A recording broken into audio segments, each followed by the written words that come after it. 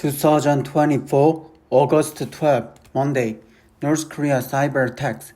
South Korea's defense authorities recalled to fix serious security loopholes revealed last week. South Korea's cybersecurity and intelligence assets have recently suffered setbacks, raising questions about the country's security preparedness against North Korea's intensifying cyber attacks and intelligence operations.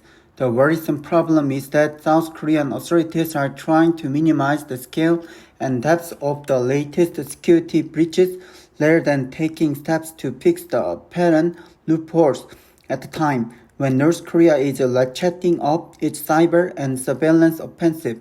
On Friday, local media reported that a subcontractor for a major defense technology company had been hacked, leading to the leak of technical data about the South Korean military's Baekdu and Kumgang surveillance aircraft, citing defense and police sources.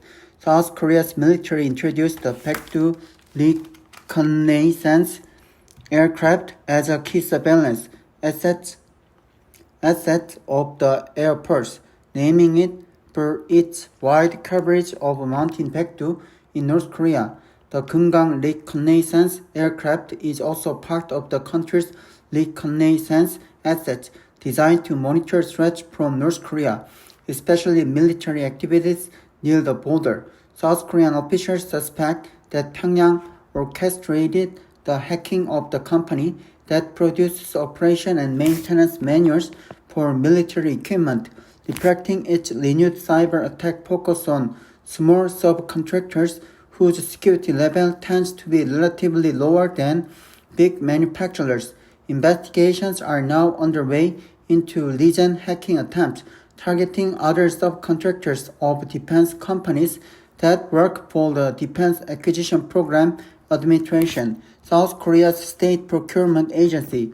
Concerns are rising that not only the technical manuals of the Baekdu and Kumgang surveillance aircraft, but also their core technology might have been stolen by North Korea.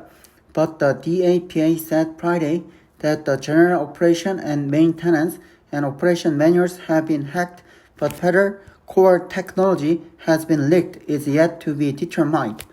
The DAPA's response, however, is far from reassuring. The surveillance aircraft in question are responsible for collecting data on North Korea's communication and military operations.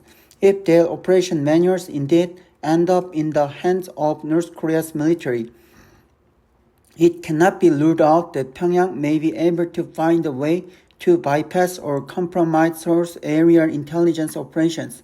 On Thursday, a similarly disappointing scene played out as the Defense Counterintelligence Command referred a civilian officer at the Korea Defense Intelligence Command to the military prosecution over the alleged leak of information on South Korean black agents, intelligence officers who conduct undercover espionage activities overseas. On the same day, Defense Minister Shin Won-sik claimed that there had been no big disruption in intelligence activities and most of the operations have been restored. As with DAPA's attempt to make light of the hacking incident, since remark is not convincing. After all, the official reportedly handed over the critical information to a Chinese national believed to be an informant for North Korea's intelligence agency.